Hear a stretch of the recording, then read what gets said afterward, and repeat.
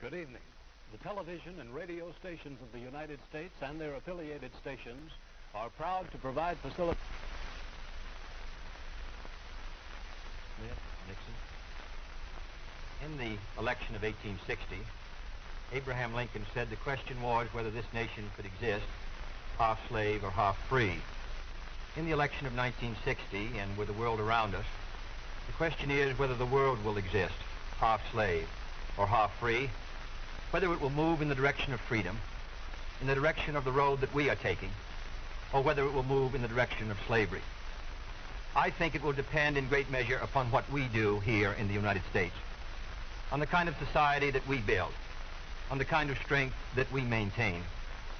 We discussed tonight domestic issues, but I would not want that to be any implication to be given that this does not involve directly our struggle with Mr. Khrushchev for survival. Mr. Khrushchev is in New York, and he maintains the communist offensive throughout the world because of the productive power of the Soviet Union itself. The Chinese communists have always had a large population, but they are important and dangerous now because they are mounting a major effort within their own country. The kind of country we have here, the kind of society we have, the kind of strength we build in the United States will be the defense of freedom. If we do well here, if we meet our obligations, if we're moving ahead, then I think freedom will be secure around the world. If we fail, then freedom fails. Therefore, I think the question before the American people is, are we doing as much as we can do? Are we as strong as we should be? Are we as strong as we must be if we're going to maintain our independence? And if we're going to maintain and hold out the hand of friendship to those who look to us for assistance, to those who look to us for survival. I should make it very clear that I do not think we're doing enough, that I am not satisfied as an American with the progress that we are making. This is a great country, but I think it could be a greater country. And this is a powerful country, but I think it could be a more powerful country. I'm not satisfied to have 50% of our steel mill capacity unused. I'm not satisfied when the United States had last year the lowest rate of economic growth of any major industrialized society in the world, because economic growth means strength and vitality. It means we're able to sustain our defenses. It means we're able to meet our commitments abroad. I'm not satisfied when we have over $9 billion worth of food, some of it rotting, even though there is a hungry world, and even though 4 million Americans wait every month for a food package from the government, which averages 5 cents a day per individual.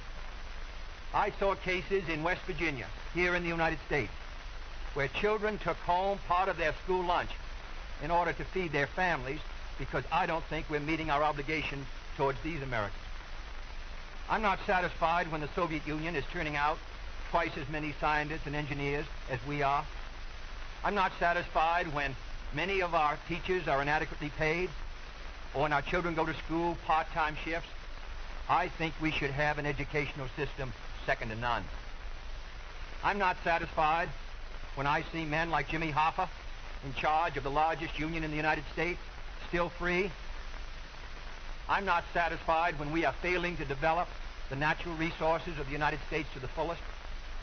Here in the United States, which developed the Tennessee Valley and which built the Grand Coulee and the other dams in the northwest United States, at the present rate of hydropower production, and that is the hallmark of an industrialized society, the Soviet Union by 1975 will be producing more power than we are.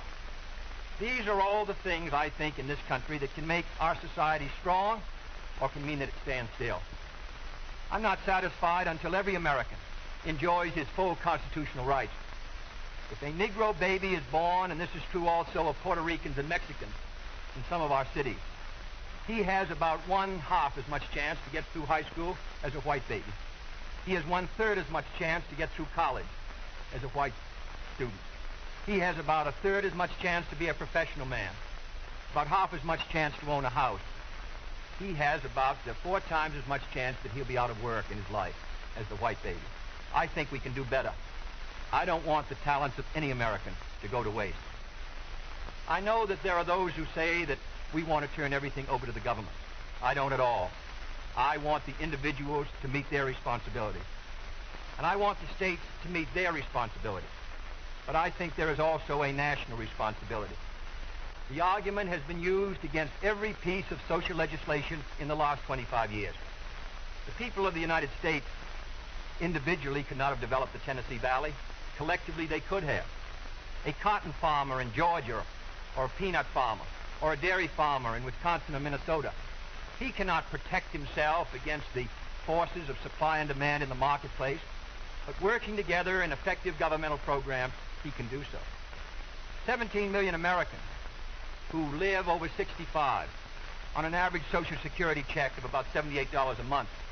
They're not able to sustain themselves individually, but they can sustain themselves through the Social Security system. I don't believe in big government, but I believe in effective governmental action. And I think that's the only way that the United States is going to maintain its freedom. It's the only way that we're going to move ahead. I think we can do a better job. I think we're going to have to do a better job if we are going to meet the responsibilities which time and events have placed upon us. We cannot turn the job over to anyone else. If the United States fails, then the whole cause of freedom fails. And I think it depends in great measure on what we do here in this country. The reason Franklin Roosevelt was a good neighbor in Latin America was because he was a good neighbor in the United States. Because they felt that the American society was moving again. I want us to recapture that image. I want people in Latin America and Africa and Asia to start to look to America, to see how we're doing things, to wonder what the President of the United States is doing, and not to look at Khrushchev or look at the Chinese communists. That is the obligation upon our generation. In 1933, Franklin Roosevelt said in his inaugural that this generation of Americans has a rendezvous with destiny. I think our generation of Americans has the same rendezvous. The question now is, can freedom be maintained under the most severe attack it has ever known? I think it can be. And I think in the final analysis, it depends upon what we do here. I think it's time America started moving again. And now the opening statement by Vice President Richard M. Nixon.